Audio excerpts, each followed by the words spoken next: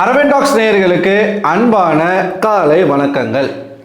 நேற்றுக்கு என்னுடைய தாத்தாவின் இறப்புக்கு நான் போயிருந்தேன். நேற்று முழுக்க நான் அங்கே தான் இருந்தேன். என்னால் எபிசோடும் பார்க்க முடியல, லைவும் பார்க்க முடியல, வீடியோவும் போட முடியல. அதுக்கு முன்னாடியே நம்ம சொல்லிட்டு போயிட்டோம். முன்னாடி வீடியோவிலே நான் உங்ககிட்ட சொல்லியிருந்தேன். ஸோ நான் காலையில் தான் பார்த்தேன். ஏன்னா செம்ம தூக்கம், என்னால் முடியலை.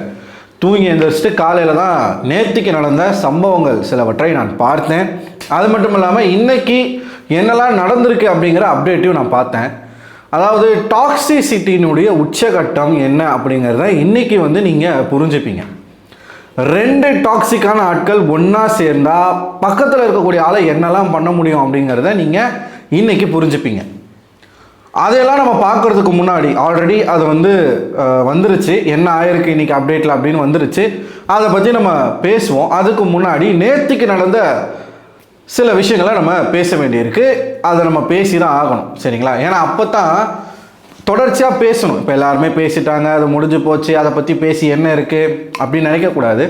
தொடர்ச்சியாக இதை பற்றி பேசணும்.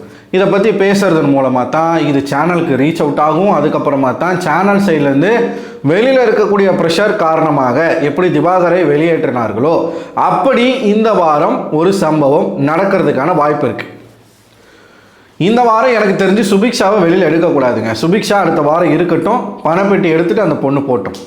இந்த வாரம் நிச்சயமாக வெளியேற வேண்டிய ஒரு நபர் யாருன்னா அது கமருதீன், இல்லைனா பார்வதி. ஏன் சொல்கிறேன் அப்படின்னா, நேத்திக்கான எபிசோட் இந்த கில்லர் காயின் டாஸ்க் முதல்ல அதை நம்ம பார்த்துருவோம். அதுக்கப்புறமா இந்த பீடைஸை நான் ஜோ மைக்கேல் அண்ணா என்கிட்ட பர்சனலாக சொன்னார், இந்த மாதிரி பேச வேண்டாம், உனக்கு ஃப்யூச்சர் இருக்குது, நீ இதை அடுத்த கட்டத்துக்கு நீ போகணும் அப்படின்னா நீ கொஞ்சம் கேர்ஃபுல்லான வேர்ட்ஸ் யூஸ் பண்ணுப்பா சொன்னார். நானும் மதித்து அதுக்கப்புறம் நான் எந்த வார்த்தையும் விடாமல் என் டைட்டில் எல்லாமே ரொம்ப நாகரிகமாக வச்சு தான் நான் வீடியோ போட்டேன். ஆனால் இந்த பீடைஸுன்னு தவிர வேறு எந்த வார்த்தையும் சொல்ல முடியாது. அவங்க பேரை சொன்னால் கூட அது எனக்கு இப்போ அந்த பேரை சொல்கிறதே எனக்கு அசிங்கமாக இருக்குது. பார்வதி கமருதீன் சொல்கிறதே எனக்கு அசிங்கமாக இருக்குது. நான் பீடைன்ஸ் தான் நான் சொல்ல போகிறேன். அண்ணே மன்னிச்சிருங்க, அண்ணே மன்னிச்சிருங்க, வேறு வழி தெரிலண்ணே, வேறு வழி தெரில. இவங்களை விட்டு வச்சோன்னு வச்சுக்கோங்களேன், இந்த சொசைட்டிக்கு ரொம்ப தவறான ஆட்களை நம்ம அடையாளப்படுத்துகிற மாதிரி இருக்கும். திவாகரை விடவும் மோசமான ஆட்கள் இவங்க ரெண்டு பேரும். எனக்கு இப்போ யாரை நினச்சா கவலையாக இருக்குன்னா, கமருதீன் ஒரு பொம்பளை பொறுக்கின்றது நமக்கு முன்னாடியில இருந்தே தெரியும். அவன் ஃபேன்ஸ் முட்டு கொடுப்பாங்கன்னு தெரியும்.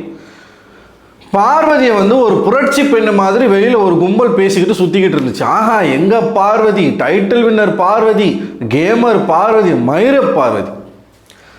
அவ ஒரு காஜி கேஸ், காஜிக்காக என்ன வேணாலும் பண்ணக்கூடிய ஒரு கேஸ்.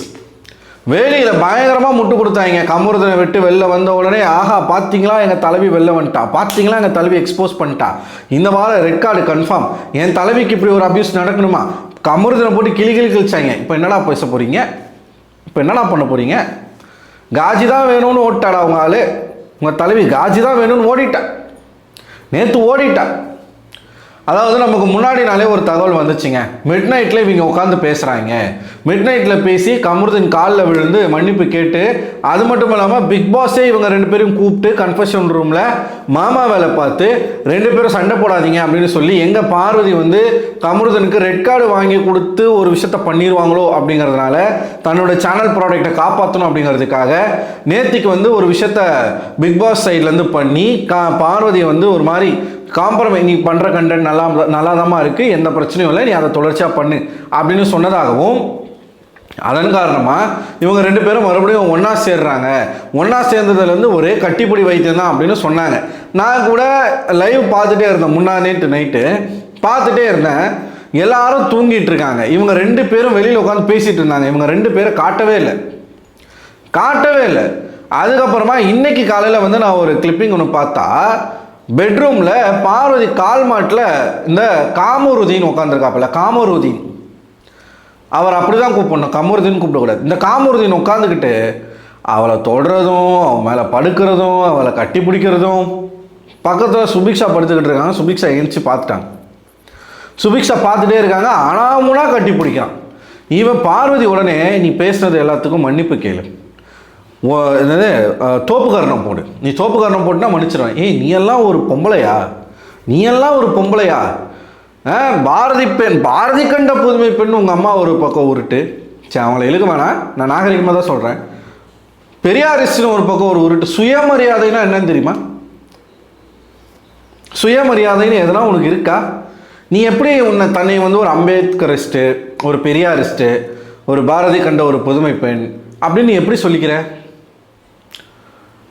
அதாவது என் காஜிக்காக நான் எந்த எல்லைக்கு வேணாலும் போவேன் அப்படின்னு ஒரு பொண்ணு இருக்கிறா அப்படின்னா இந்த சமுதாயம் அவளை ஏன் ஏற்றுக்கொள்ளணும்? கல்லாலே அடித்து கொள்ளணும். இந்த பக்கம் இவர் இந்த கில்லர் காயின் ஒரு டாஸ்க்கு, இந்த டாஸ்க்கு அதான் எல்லா சீசன்லேயும் டாஸ்க்குன்னு ஒன்று வச்சா அது எப்படி சுவாரஸ்யமாக விளையாடுறாங்க. இந்த சீசனில் பார்த்தீங்களா விக்கல்ஸு நல்லா தெளிவாக, எப்படி நல்லா தெளிவாக எல்லார் மண்டையும் கழுவி ஒருத்தராக வந்து நம்ம குரூப்பாக சேர்ந்து அட்டாக் பண்ணலாம். இதில் வந்து கானா வினோத் ஜெயிச்சிருக்காரு. இதில் என்ன பெருமை? முதல்ல சபரியை வந்து ஃபுல்லாக எல்லாரும் சேர்ந்து பிளாக் பண்ணி அவுட் ஆக்குறாங்க. அடுத்து கமருதீனை வந்து எல்லாரும் சேர்ந்து பிளாக் பண்ணி அவுட் ஆகுறாங்க. இப்படி ஒவ்வொருத்தரும் அவுட் ஆகுறாங்க. அடுத்த டார்கெட் வந்து பார்வதி, அதுக்கப்புறம் சாண்ட்ரா, அதுக்கப்புறம் திவ்யா, அப்புறமா அரோரா, நெக்ஸ்ட்டு சுபிக்ஷா, கடைசியில் விக்கல்ஸும் கானா வினோத்தும் மட்டும் இருக்கிறாங்க. இதில் கானா வினோத் ஜெயிக்கிறாரு. அதில் வந்து ஆச்சரியப்படுறதுக்கு ஒன்றும் இல்லை. ஏன்னா அவர் வந்து இவர் வந்து ஊழசதை அவருக்கு நிறையா இருக்குது, அதனால் அவரால் ஓட முடியாது. இவர் வந்து ஆக்டிவான ஆள், ஓடி ஓடி கடைசியில் கில்லர் காயின் வந்து விக்கல்ஸ் கிட்டே இருக்குது. அவன் நினச்சதை சாதிச்சிட்டான், விக்கல்ஸ் நினச்சதை சாதிச்சிட்டான். நோகாமல் நம்ம இந்த டாஸ்கில் ஜெயிக்கணும்னு நினச்சாப்புல ஜெயிச்சிட்டாப்புல. அவருக்கு 8 பாயிண்ட் வந்துருச்சு, போதும்ல, 1 பாயிண்ட் தானே வித்தியாசம், அடுத்த டாஸ்கில் நம்ம எடுத்துக்கலாம் அப்படிங்கிறது தான். இதில் ஒரு பெருமை கிடையாது. சரிங்களா? இது முடிஞ்ச பிறகு நம்ம ஆட்களுக்கு வரும், பீடையன்ஸுக்கு வரும். எவ்வளவு அக்லியாக அவங்க சண்டை போட்டுக்கிட்டாங்களோ அவ்வளவு அக்லியாக அவங்க திரும்பவும் சேர்ந்துக்கிட்டாங்க அப்படிங்கிறது தான் உண்மை. அக்லியாக இருக்குது, பார்க்கறதுக்கு கன்றாவியாக கொமட்டுது. இப்படிப்பட்ட ஒரு அருவருப்பான காட்சியை நான் பார்த்ததே இல்லை. 2 பேரும் இப்படி கட்டி பிடிச்சிக்கிட்டு திவ்யா நடுவில் பண்ண பர்ஃபார்மன்ஸ்லாம் வேறு லெவலில் இருந்துச்சுங்க. நேற்று அந்த டாஸ்கில் கமருதீன் தோத்துட்ட பிறகு பீடை போயிட்டு கட்டி பிடிச்சி கன்னத்தோட கன்னத்தை ஒட்டி, இப்படி கன்னத்தோட கன்னத்தை ஒட்டி ஒரு விஷயத்த பண்ணாங்க. அதுக்கு முன்னாடி சாண்ட்ரா கூட சண்டை, அதுக்கு வரேன்.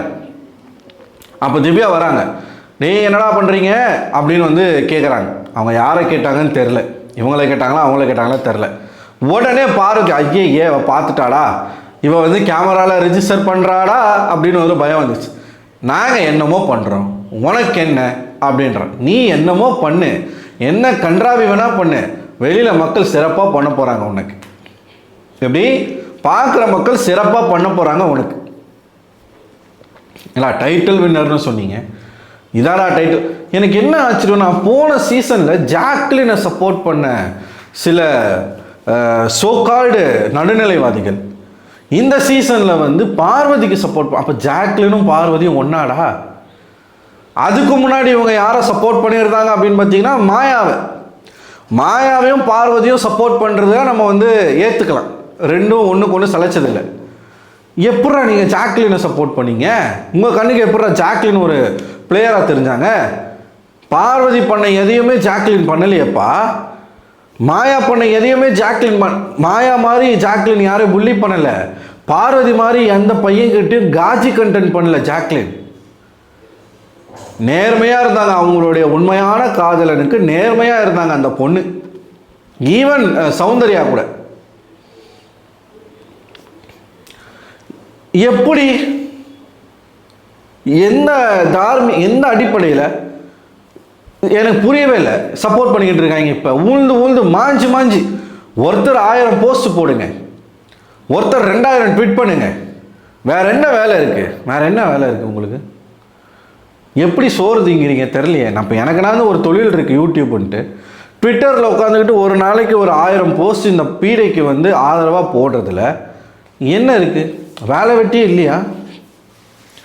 இந்த சைடு இந்த மாதிரியான ஒரு கும்பல் ரெண்டும் சேர்ந்துக்கிட்டு சாண்ட்ராவை அட்டாக் பண்ண ஆரம்பிச்சிட்டாங்க. அது நடுவில் திவ்யா ஒரு இடத்துல உட்காந்துக்கிட்டு ஒரு விஷயம் சொல்கிறாங்க, எனக்கு 2 பேரும் ஒரே ஒரு ஹெல்ப் மட்டும் பண்ணுங்க, என்னமோ பேசிகிட்டு இருக்காங்க. இப்போ கார்டன் ஏரியாவில் ஒரு ரவுண்டு, கிச்சனுக்குள்ளே ஒரு ரவுண்ட். ஒரு ரவுண்டு. அதுக்கப்புறமா 2 பேரும் வந்து ஒட்டிக்கோங்க அப்படின்னாங்க பாருங்க. பார்வதி தெரிச்சிட்டா. கமருதீன் சிரிக்கிறாப்புல, பார்வதி தெரிச்சிட்டா, இவன் நம்மளை வந்து ப்ரொஜெக்ட் பண்ண ஆரம்பிச்சிட்டா அப்படின்ட்டு. சாண்ட்ரா செவனேன்னு இருக்காங்க. முன்னாடி நைட்டே கமருதீன் வந்து டார்கெட் பண்ணிட்டாப்புல சாண்ட்ராவை. சாண்ட்ரா தான் காரணம், நமக்குள்ளே சண்டை வர்றதுக்கு சாண்ட்ரா தான் காரணம். இந்த பார்வதிக்கு கொஞ்சமாச்சும் மனசாட்சின்னு ஒன்று இருந்திருந்தா சாண்ட்ராவை விட்டு கொடுத்துருப்பியா? சாண்ட்ரா விட்டு கொடுத்துருப்பீங்களா பார்வதி? இந்த பீடை இவனால் அடிபடும் பொழுதும் இவனால் காயப்படும் பொழுதும் யாருமே பீடை கூட இல்லை. ஏன்னா எல்லாருக்கும் தெரியும் இவங்க என்ன பண்ணுறாங்கன்ட்டு. அந்த சாண்ட்ரா மட்டும்தான் அவங்க பேர் கெட்டாலும் பரவாயில்லைன்னு இந்த பீடையை கன்சோல் பண்ணுது. இந்த பீடை கூட இருந்தது, இந்த பீடைக்குன்னு சப்போர்ட் பண்ணுது. ஒரு பொண்ணா இன்னொரு பெண் வந்து அங்கே பாதிக்கப்படும் பொழுது குரல் கொடுத்தது அந்த ஒரு லேடி மட்டும்தான். எல்லாரும் குரல் கொடுத்தாங்க. ஆனால் ரொம்ப நெருக்கமாக பார்வதி கொண்டுன்னா துடிச்சு போகிற ஒரு ஆளாகத்தான் சாண்ட்ரா இருந்தாங்க. இது உண்மை. அவங்க நடித்தாங்க நடிக்கலை அதுக்குள்ளே நான் போக விரும்பலை. ஆனால் பீடைக்கு ஒன்றுனா உடனே அங்கே போய் நிற்கக்கூடிய ஒரு ஆள், கமருதனுக்கு எதிராக வாய்ஸ் அவுட் பண்ண ஒரு பெண் அவங்க தான். முதல் வாய்ஸ் அவங்களுக்கு தான் வந்துச்சு. இவங்க பார்வதி கிட்ட ரொம்ப டீசெண்டான ஒரு அட்வைஸை பண்ணாங்க. இந்த மாதிரியான ஒரு ஆள் கூட வெளியில் போயிட்டு நீ ரிலேஷன்ஷிப் கண்டினியூ பண்ணணுமான்றதை யோசிச்சுக்கோ, உன் வாழ்க்கையை யோசித்து முடிவெடுன்னு அவங்க ரொம்ப ஜெனியூனாக சீரியஸில் அதான் உண்மை. நான் என்ன சொல்கிறேன்னா, பார்வதிக்கும் கமருதனும் ரெண்டுமே ஒரே கேரக்டர் தான். 2 பேரும் ஒன்றா இருந்தாங்கன்னா கண்டிப்பாக வெட்டு குத்தே நடக்கும். ஒருத்தர் மாற்றி ஒருத்தர் குத்திப்பாங்க. கமருதீன் வந்து female version of Parvathi, Parvathi வந்து மேல் வெர்ஷன் ஆஃப் கமருதீன். இவங்க 2 பேருக்கு எந்த வித்தியாசமும் இல்லை, 2 ஒன்று தான். அவங்க ரொம்ப டீசெண்டாக பார்வதியினுடைய வாழ்க்கையை மனசில் வச்சு அவ்வளோ அட்வைஸ் பண்ணாங்க. இது அத்தனையும் இந்த பீடை போய் அவங்ககிட்ட உட்காந்து பேச, அவன் வந்து சாண்ட்ராவை டார்கெட் பண்ண, காலையில் சொல்கிறான் ஃப்ராடுன்னு சொல்கிறான். ஃப்ராடுன்னு சொல்லி அவங்கள பேசுகிறான். தேவையில்லாமல் சாண்ட்ராவை ட்ரிகர் பண்ணுறான். அவங்க போய் அழ ஆரம்பிக்கிறாங்க. பார்வதி வராங்க, நீ தயவுசெய்து என்கிட்ட வந்துடாத, தயவுசெய்து வந்துட. எப்படி பார்வதினால முடியுது? நீங்கள் உடஞ்சி இருக்கும் பொழுது போய் உங்களோட இருந்த ஒரு பொண்ணு அவங்கள இன்னைக்கு நீங்கள் வந்து உங்கள் காஜிக்காக விட்டு கொடுத்து நீங்கள் அவங்க கூட சேர்ந்து நீங்களும் பேசுகிறீங்க. அதுவும் பாருங்களேன், ரொம்ப நல்லவங்களா இவங்க. கமருதீன் பேசும்போதெல்லாம் அமைதியாக இருந்துட்டு, டே வேணாண்டா பேசாதடா, அப்படிலாம் பேசாத கமருதீன், உள்ளே போயிட்டு கட்டி பிடிச்சிக்கிட்டு சாண்ட்ரா கிட்ட போய் சாரி கேட்டுறேன் ப்ளீஸ். ஏன்னா இவங்க அஃபெக்ட் ஆகக்கூடாதுல்ல, சாண்ட்ரா வந்து இவங்களுக்கு ஆப்போசிட்டாக திரும்பக்கூடாதுல்ல.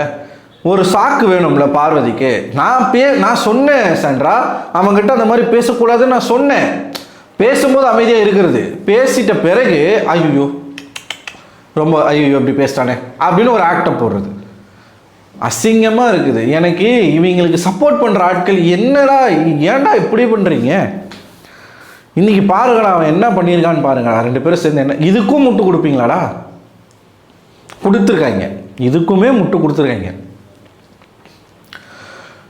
ஃபைனலாக இவங்க 2 பேர்கிட்ட இருந்து என்ன வரும்ன்றதை அவங்க காட்டிட்டாங்க. நீங்கள் என்ன தான் தயவு செய்து யாரும் இவங்களுடைய பிரச்சனைகளை போய் நிற்கக்கூடாது அப்படிங்கிறத அந்த ஹவுஸ்மேட்ஸ் புரிஞ்சுக்கிட்டாங்க.